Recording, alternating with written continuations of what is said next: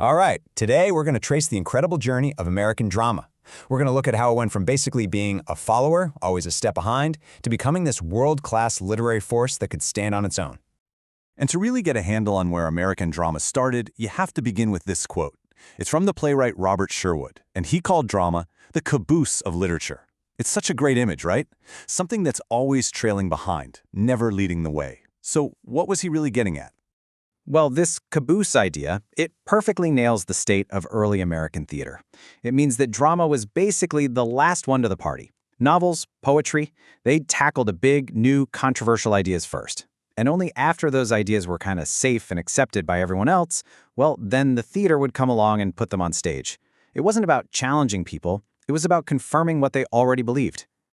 So, here's our game plan. We'll start by digging into that literary caboose idea. Then, we'll look at how the first seeds of realism were planted. From there, we'll meet the guy who changed everything, Eugene O'Neill, and then compare the two giants who followed him, Miller and Williams. And finally, we'll wrap up by looking at the legacy of American drama today. Okay, first up, let's really explore why American theater was considered this literary caboose for so long. What was it that kept it from breaking new ground? You have to picture it. Back in the 19th century, theater was everywhere. I mean, every town had an opera house. This was it. No movies, no TV, no radio. This was the main event. But, and this is a big but, it wasn't exactly high art. The audiences, they wanted a fun night out. They wanted to laugh.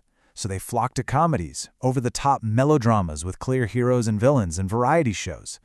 Plays weren't really written to explore deep ideas. They were written as vehicles, to show off how great a particular famous actor was. Serious, thought-provoking drama?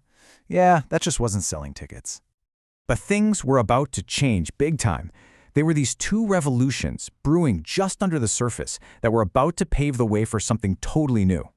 So the first revolution was artistic, and it actually started across the pond, in Europe. In the late 1800s, you have these three playwrights who just blew the doors off what theater could be. Henrik Ibsen in Norway, August Strindberg in Sweden, and Anton Chekhov over in Russia. Their work would end up having a massive influence on what was coming to America. So what made these guys so radical? Well, they started writing about things that you just didn't see on a stage back then. We're talking about deep psychological guilt, sexuality, mental illness. They stopped writing about kings and queens and started focusing on the complex inner lives of ordinary people. It was this slice-of-life approach, making drama feel messy, complicated, and, well, real. Now, at the same time, a second revolution was happening. This one was more about how you actually put on a play.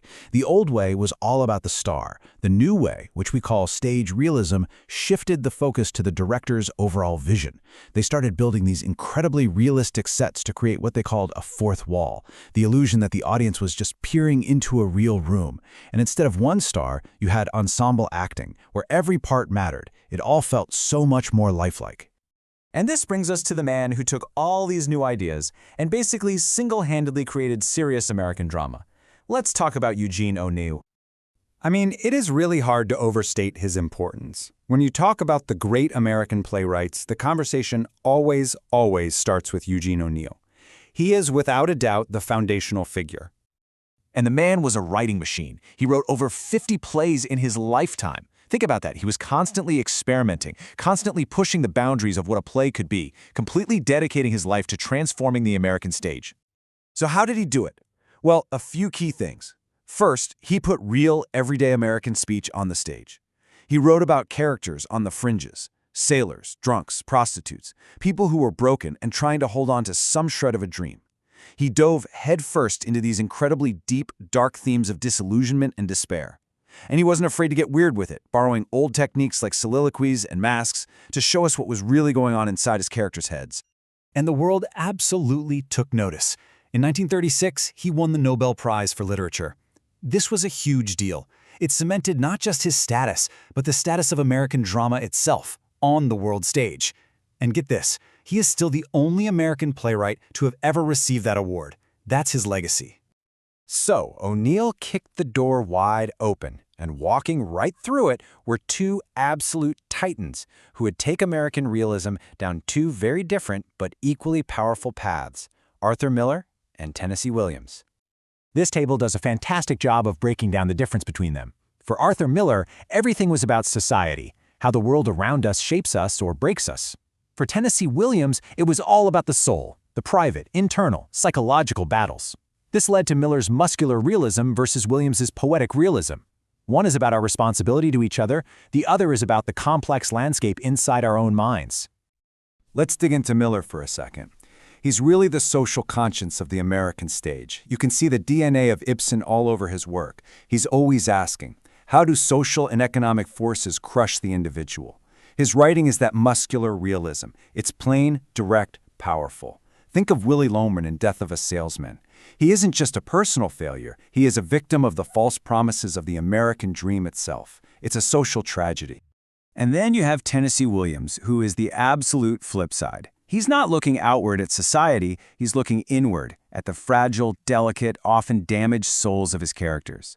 His poetic realism is full of sensuous, lush language.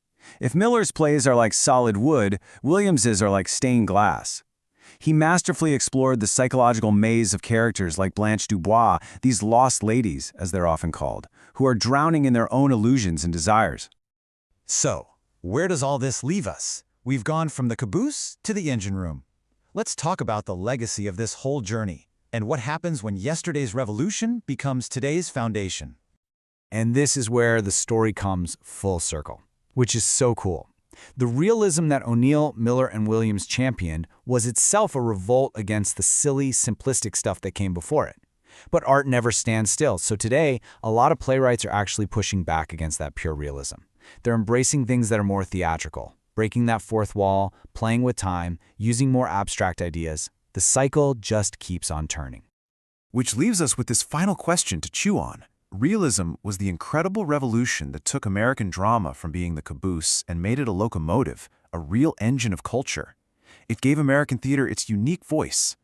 So, when you look at the stage today, what do you think is the next big revolution? What's the new thing that's shaken it all up?